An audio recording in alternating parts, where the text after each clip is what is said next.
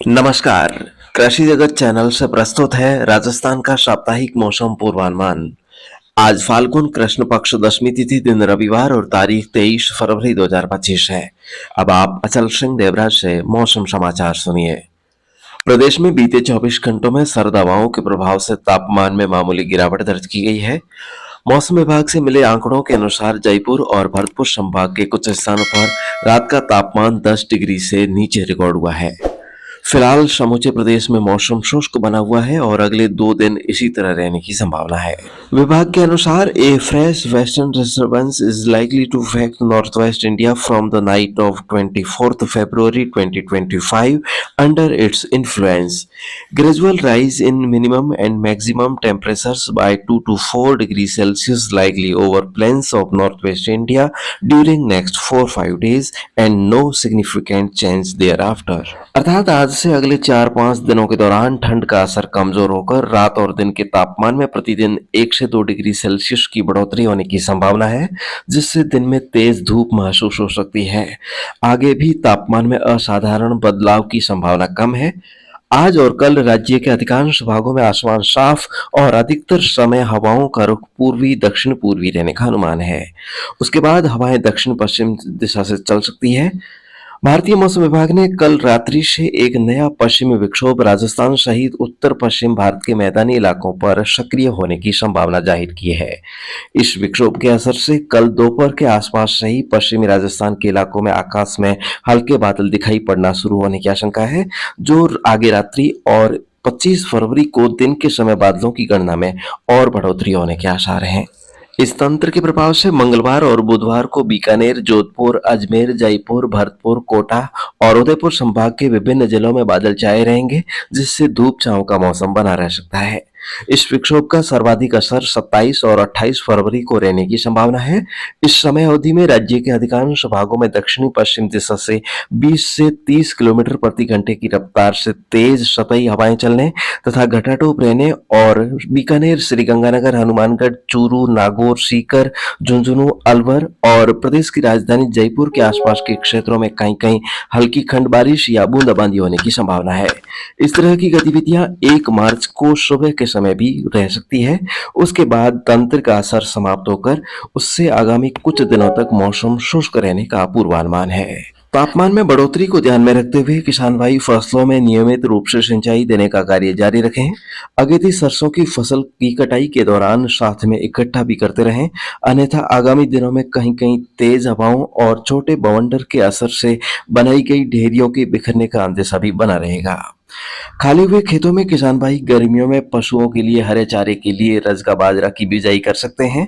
इसके अलावा जो किसान भाई जायद में सब्जियों की खेती करना चाहते हैं, वे इन दिनों कौन कौन सी फसलें लगा सकते हैं और उन फसलों में खाद और उर्वरकों का प्रबंधन कैसे करें, इस बाबत आज आपको सुनवाते हैं एक भेंट वार्ता जो AIR जोधपुर द्वारा प्रायोजित है कि सब्जियों में खाद और उर्वरकों का उचित प्रबंधन कैसे करें। आइए सुनते हैं ये वार्ता। प्रोग्राम होने वाला सब बेलियों ने भौलजीरा घने मान राम राम नमस्कार। आज रे इन प्रोग्राम ने मान चर्चा करो कि सब्जियों ने मन खाद ने उर्वरक जी का इन प्रबंधन की कर सको।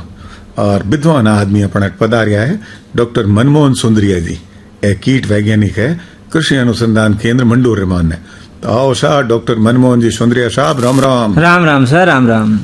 यूं बताओ सुंदरिया जी के सब्जियों ने माने खाद ने उर्वरक प्रबंधन रीति की जानकारी दो। इन अलावा इन पहली माने डॉक्टर साहब एक जानकारी दो कि खाद ने उर्वरक ने माने फर्क कहीं है। देखो सर, खाद और उर्वरक में घणो अंतर है। अगर आप सीधी बात करें तो जो खाद है वह आप प्राकृतिक रूप से जानवर का गोबर से या पक्षियां बाकी बिस्टों या पादप जो पेड़ पौधा है बारी जो अवशेष है वो आप खेत में ही तैयार कर सका। सही बात। जबकि आप जो उर्वरक है वह आप अकार्बनिक तत्वों बने हैं और बने आप फैक्ट्री में ही निर्माण कर सका बारू। दूसरी बात है कि जो खेतर में आप खाद देवा तो हुमस री मात्रा मतलब अरे जो पानी जल धारण करने की क्षमता है वह बढ़ जाए करे, जबकि उर्वरक वो कोई प्रभाव नहीं पड़े है। की नहीं पड़े? नहीं सर, ये ह्यूमस संबंध में नहीं पड़े। ये अलावा जो खाद है वह भूमि रे मायने जो लाभदायक जीवाणु है जो अपने पौधा री वृद्धि करे वीरे मायने आपनु पौधा ने हेल्प सहायता करे है। इसके अलावा जो खेता में गेसा रो जो आदान प्रदान है बिन भी बढ़ावे। यूं हाँ सा जन फर्क घना पड़े। बिल्कुल सा। और एक लेकिन खास बात है कि जो खाद है 12 मायने जो पौधा जो मुख्य पोषक तत्व है बारी मात्रा कम हुए, लेकिन खाद मायने जो मुख्य पोषक तत्व है जहाँ है नाइट्रोजन है, फास्फोरस है, पोटास है, आरी मात्रा ज्यादा होया करे ऐसा। यूं ओ फर्क पड़े। तो जन एक बात बताओ समने को ओदी को अपने ह्यूमस बतायो कि ओ कहीं है वो एक्चुअली भूमि रे मायने जो जल धारण करने की जो क्षमता है कार्बनिक मात्रा जो है पौधा री बढ़ा हुआ जल धारण करने की क्षमता बढ़ जाए करे। ओ ह्यूमस बाजे बाकी मन तो उमस ठा पड़े सा कोई नहीं सा उमस अलग चीज है सा। उमस अलग चीज है नहीं। बिल्कुल सर। हम यूं है सुंदरिया जी के भाई सब्जियां माने किसान भाई जी का अगर कोई खाद या उर्वरक देवनी चाहे तो कितनी मात्रा में देवनी चीज है ओ बताओ सा। अलग अलग फसल रहे साहब बताइए। मैं पूछूं आपने कहीं कहीं फसल है की करे यूं ठीक है सर। तो अपने देखो के जी की खास करने सब्जी की अगर बात करो तो इनमें टमाटर मिर्ची है बैंगन है गवार भिंडी है इन बहुत जी की है कद्दू वर्गीय जी की लौकीन करेलान ये सब है। तो टमाटर माने की कर खाद देवनी की कर नाइट्रोजन देवनी यूं बताओ सा। बिल्कुल सा। देखो अपन अलग अलग सब्जियां रे मायने खाद और उर्वरक की मात्रा अपन अलग अलग देनी पड़े। तो सबसे पहले आप जो मैंने बताया कि भाई टमाटर में पूछी तो टमाटर में अपन सबसे पहले क्या करना है कि 250 क्विंटल जो सडोड़ी गोबर की खाद है वह अपन देनी है।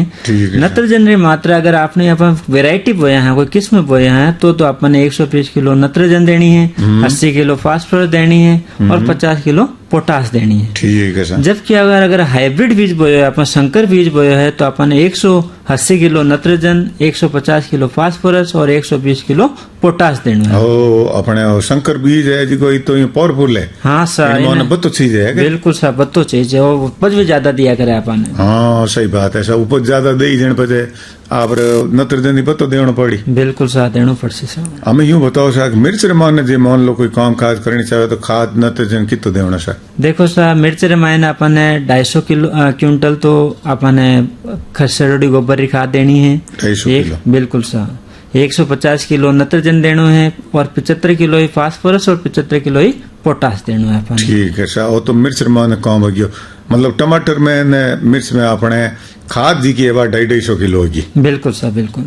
जी मान लो बैंगन रो कोई काम काज करे भाई सन तो बैंगन में आप थोड़ी सी कम दे सका भाई 200 से 250 किलो तक दे सका। 50 किलो आप थोड़ी 50 क्विंटल आप थोड़ी कम कर सका।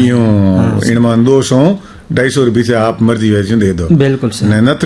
नाइट्रोजन अपन 100 से 120 किलो नाइट्रोजन देनी है और 50 से 60 किलो फास्फोरस और 50 से 60 किलो ही पोटास आपने देना है। और वो आपने कहीं है कि थोड़ी भूमि री अगर आप जांच करवा देवा तो और भी बढ़िया रहे फायदो रहे अपन। यूं हाँ सर। भूमि जांच करे तो घणो फर्क पड़े है। बिल्कुल सर। इनमान जांच रो तरीको है इनमान आप अलग अलग जगह माटी भेड़ी करने और बिल्कुल बिल्कुल सर। अने कृषि महकमा मान पॉकेट में हुए। हाँ बिल्कुल पॉकेट में बहुत अगर पैसा भी ले तो बहुत कम पैसा ले 5 रुपया 10 रुपया तो आजकल तो देखा कि किसान भाई यही खर्च कर दे। ठीक है अपना ग्वार रो काम काज घणो करे भाई सन। बिल्कुल। तो इन की करे सो खाद नाइट्रोजन देनो। देखो सर अगर अपन सब्जी लेवा तो मेरे मायने अपन खाद री मात्रा 150 से ले 200 क्विंटल पर हेक्टेयर के हिसाब से अपन डालनी है। और नाइट्रोजन की मात्रा इनमें अपन कम चाहिए 10 से 20 किलो से अपने काम चल जाए क्योंकि गंवार ही जड़ा रे मायने नाइट्रोजन लेबड़ा जीवाणु रिया करे। ओहो जने इनमन फायदा हो जाए अपन। बिल्कुल सर। ये मायने अपन फास्फोरस है जो 60 से 70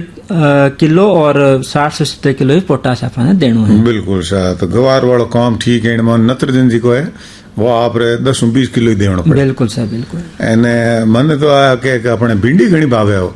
भिंडी री भाई सन करे काम की तो इनमान की करे सो भिंडी रो काम। ये मायने अपन 200 से 300 क्विंटल तो सड़ोड़ी गोबर की खाद 100 किलो नाइट्रोजन 60 किलो फास्फोरस और 50 किलो अपन पोटास देना। ठीक सर। भिंडी में 200-300 किलो है नहीं। बिल्कुल सर बिल्कुल। तो आपने खाद देवनी। हाँ 100 किलो नाइट्रोजन हो गया। हाँ सर। एंड बाकी है सो आप 60 किलो 50 किलो फास्फोरस पोटास ने हो गया नहीं। हाँ सर। हमें कद्दू वर्गीय मान कई सब्जियां आवे सा। कद्दू वर्गीय में देखा तो अपन लौकी करेला कद्दू अपन जनरली किसान भाई काम में लिया करे है। लौकी रे मायने अपन जान 150 किलो से 200 क्विंटल तक अपन खाद देनी है। 80 से 100 किलो नत्रजन और 50 से 75 किलो फास्फोरस, और जो पोटास की मात्रा है 30 से 60 किलो तक देनी है अपन ने। ठीक है। करेला रामायण 200 से 250 क्विंटल प्रति हेक्टेयर के हिसाब से सलोड़ी गोबर की खाद देनी है।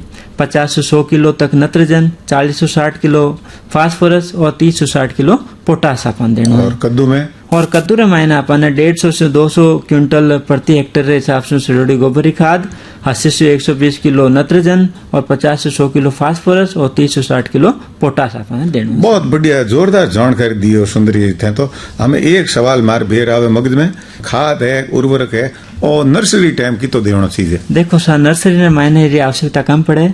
अपन 3 बाई 1 मीटर की अगर नर्सरी है तो बेरा मायने 15 किलो से डोडरी गोबर की खाद और 300 ग्राम अपन उर्वरक NPK अपन देना चाहिए, नत्रजन, फास्फोरस और पोटास। बिल्कुल सा।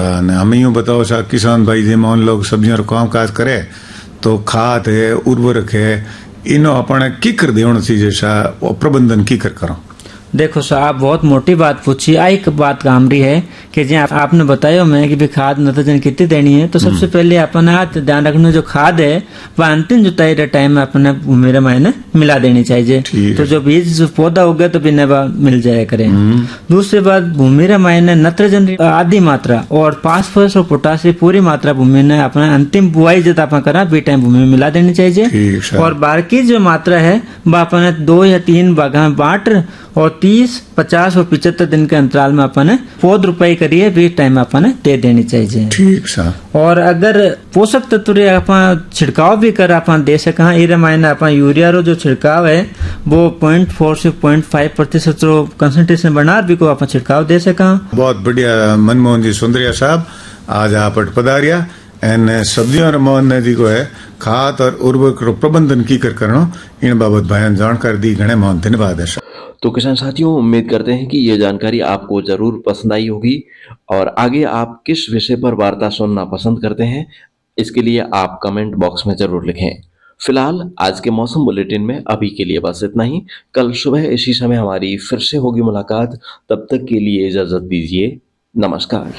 कृषि सलाह और लाइव मौसम खबर के लिए कृपया हमारे कृषि जगत चैनल को सब्सक्राइब करें और बेल आइकन दबाकर हर अपडेट पर नजर रखें। धन्यवाद।